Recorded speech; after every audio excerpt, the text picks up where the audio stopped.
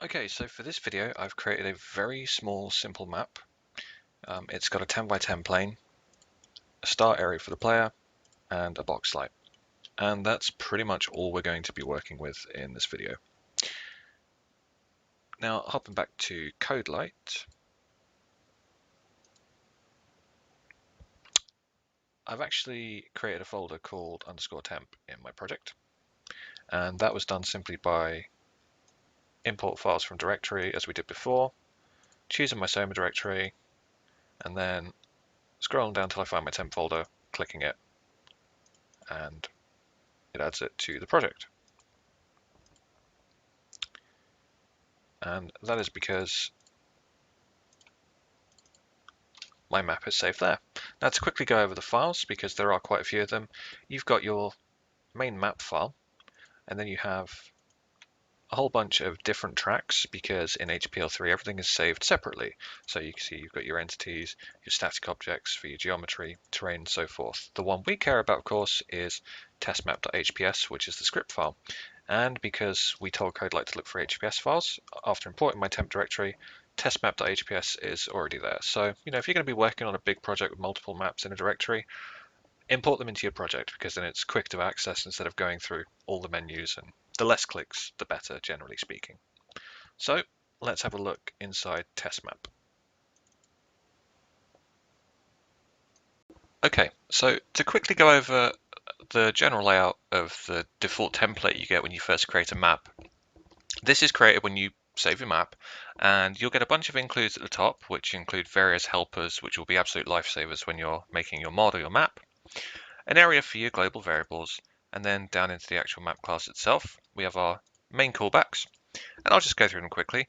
Setup to set up the map environment, on start, which is run the very first time you start the map, on enter when you enter the map, on leave when you leave the map, on player killed when you die, and on action. We're going to do most of our stuff in here in on action. We're going to want to use a couple of debug keys to turn that light that we looked at on and off. But just going down a little bit further, draw debug output. We're not going to make much use of that here. And then the rest of the template is the same format that we've used for actually making our maps on Soma. So everything is divided into scenes with space of variables and functions. And we name each of our events and so forth. Right at the bottom is terminals. Typically speaking, we put all our terminals at the bottom of our script files, and this is going to be a whole different topic for later down the line, since terminals can be fairly complex at first. Okay. In order to get the light turning on and off, as I said, we're going to need two keys. So we'll just copy this if action statement here, and we're going to change this to test2. So this means if we push 1 on keyboard and push 2 on keyboard, and I don't like how that's just lined itself up. Okay, we're going to add a debug message in first. So clog and clux underscore add debug message. I hit Control Space, I get the autocomplete pop up. Light on and light off. Now, if you're not getting the autocomplete stuff, you want to right click on Soma project and go down to retag project, which will include everything from this API here. And let's just do that now. It shouldn't take too long. Okay. And since this is just a light, typically speaking, you usually won't work with lights directly. You'll mostly want to attach them to lamps and so forth, which I'm going to show you in another video how to actually make a proper map. But for now, we're just going to use the helper light set visible. So if we type in light underscore, Control Space, and there it is, light set visible. So we called it work light, and obviously since it's on, it wants to be true. And copy this, light off, false. So now, if we jump on over into Soma and load our map, then we'll have a light that turns on and off. So we're going to do that now. Okay, so here we are back in Simon's apartment. Obviously we don't want to be in Simon's apartment, we want to load our map. So the first thing you're going to need to do is hit F1 to bring up the debug menu.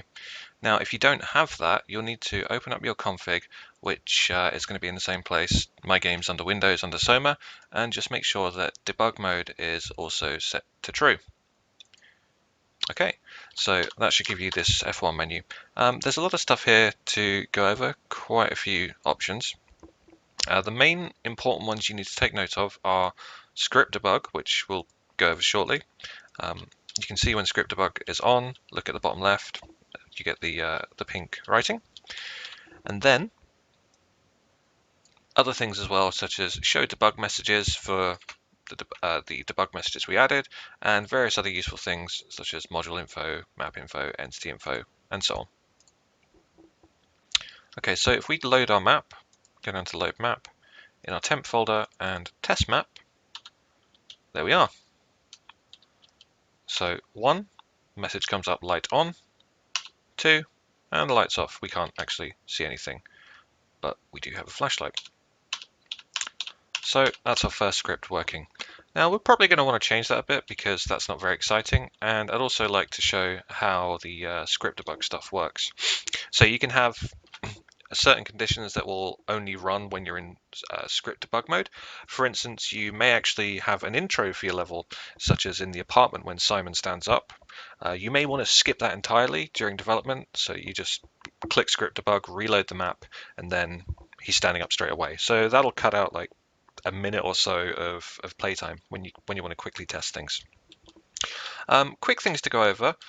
So at the extra keys you've got available, F3 will speed the game up, and F4 will speed the game down, or slow the game down even. F2 will completely pause everything, and obviously F1 brings up the menu. F5 will reload the map completely, but you can also have things reload in real time and look for script changes, which is pretty useful when you're working on things like terminals, or you just want to make a quick change without having to reload the map and run through everything again. So we can go back to our script now, and we can start making a few changes.